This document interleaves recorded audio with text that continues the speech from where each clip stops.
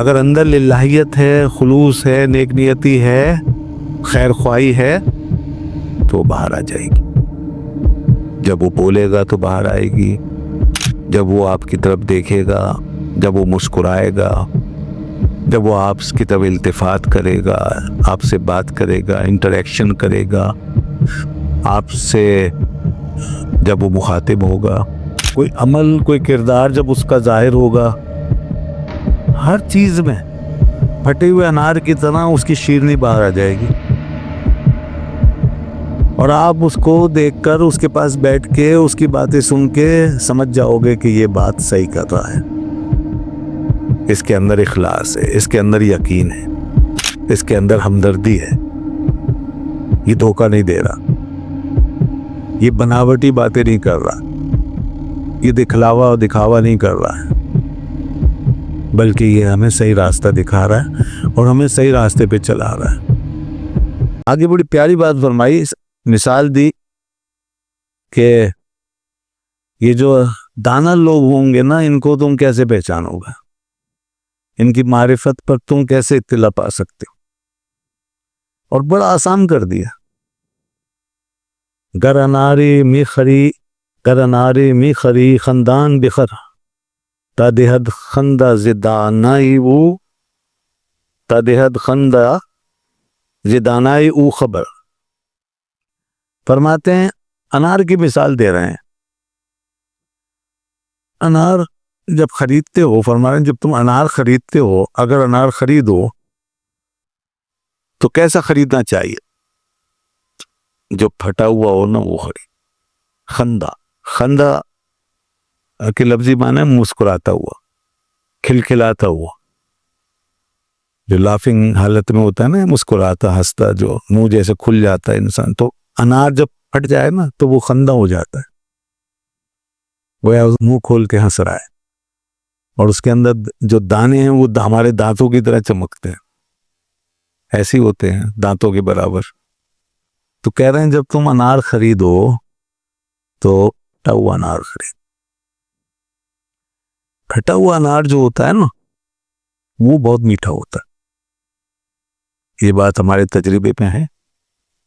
جو انار پھٹ گیا وہ میٹھا ہے، وہ اندر شیریں ہے اور بڑا ذائقے دار ہوگا، اور جو پورا بند ہوتا ہے وہ اکثر کھٹا ہوتا ہے. تو فرما رہے ہیں دیکھو جب انار خریدو تو پھٹا ہوا، کھلا ہوا خریدو، بخر تا دہد خندہ زدانائی او خبر، تاکہ اس کا جو کھلا ہوا چہرہ ہے نا، کھلا ہوا حصہ خندہ، وہ اس کے دانے کی تمہیں خبر دے دے،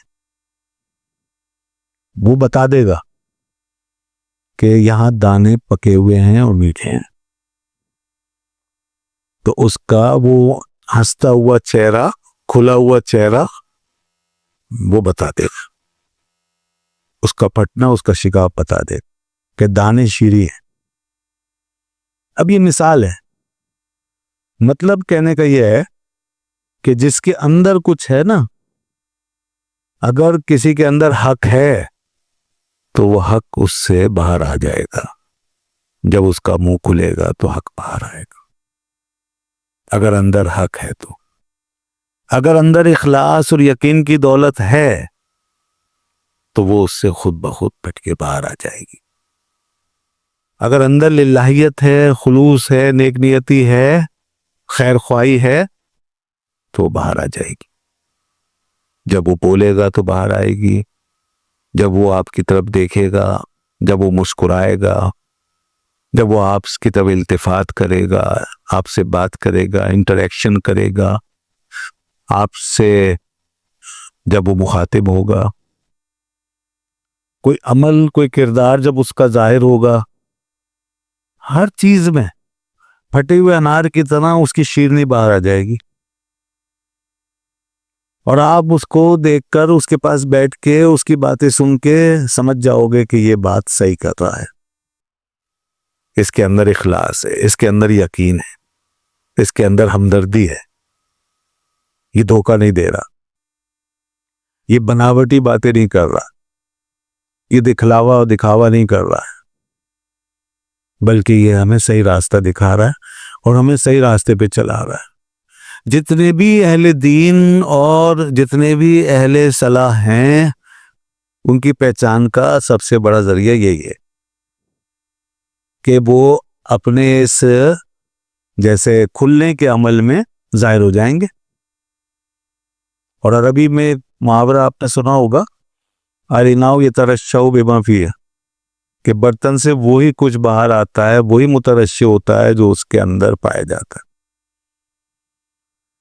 تو اس لیے یہ ایک پہچان ہے، لیکن ہمیں کبھی کبھی اس میں دھوکہ ہو سکتا ہے۔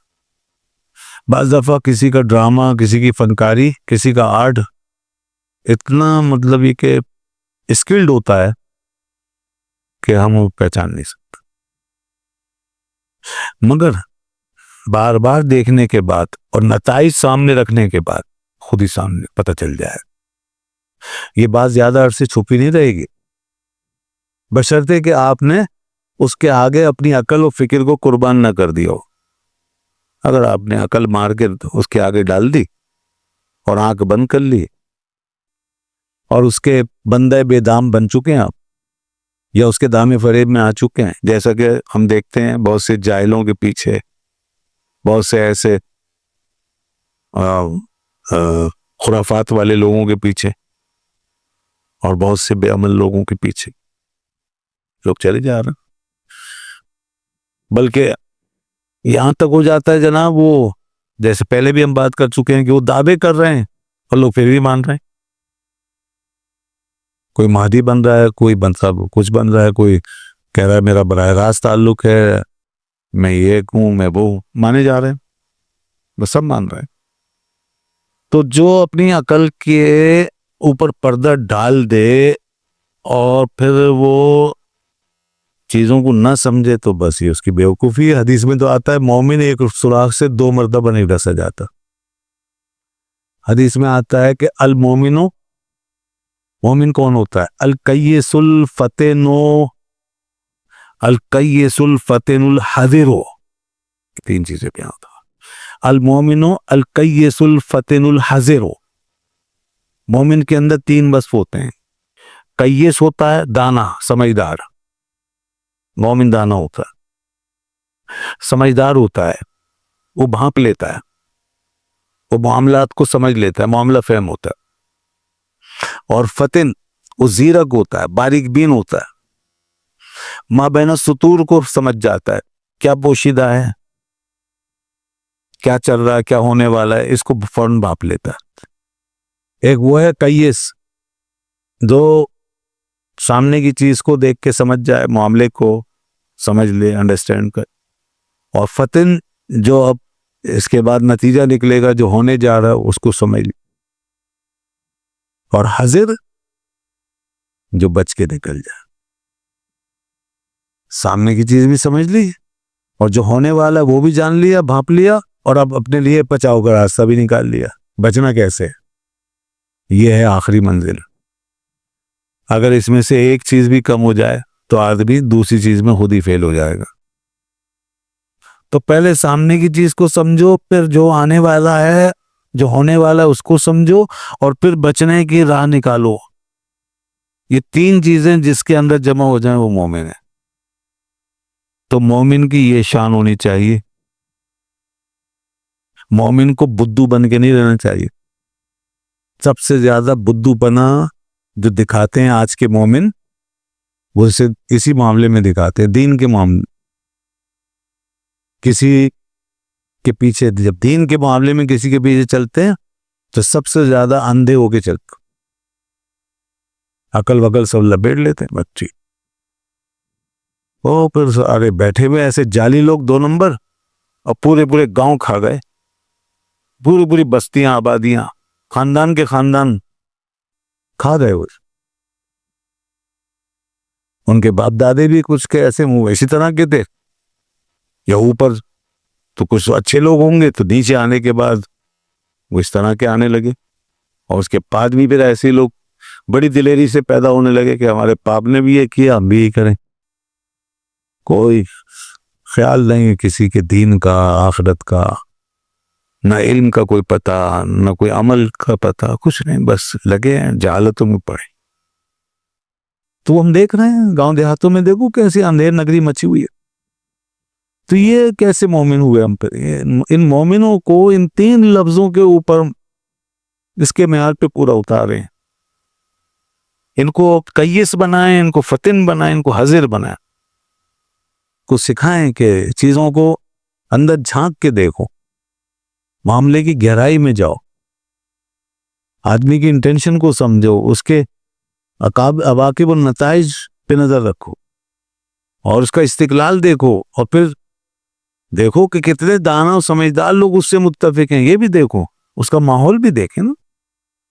اپنی دانائی پہ بھروسہ نہ کرو، بلکہ دیگر داناؤں کو بھی دیکھو، اور لوگ جو سمجھدار ہیں، جو علم والے لوگ ہیں، معاملہ فہم ہیں، وہ کیا سمجھے ہیں اس کے بارے میں، اور وہ کیا فیصلہ کرتے ہیں.